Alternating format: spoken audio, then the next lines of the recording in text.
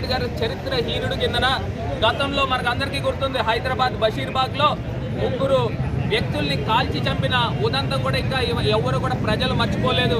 అది కూడా కరెంటు ఛార్జీల పెంపు పైన ప్రజా ఆగ్రహానికి గురయ్యారు.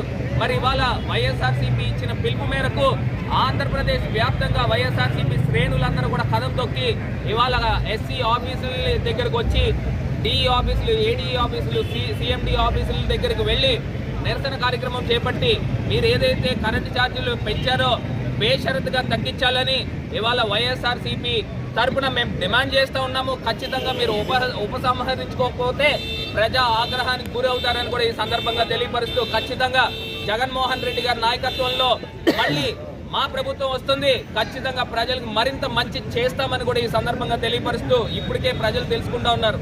గతంలో జగన్మోహన్ రెడ్డి గారు ఏ రకంగా పథకాలు ఇచ్చేవారు, ఇప్పుడు ఈ గడిచిన 7 నెలల్లో ఒక్క పథకం కూడా సరిగ్గా రాక ప్రజలు విలవిల్లాడుతూ ఉన్నారు. ఇవాళ వ్యాపారస్తులు చూస్తే ఆంధ్రప్రదేశ్ వ్యాప్తంగా దసరా అయింది, దీపావళి అయింది, నిన్న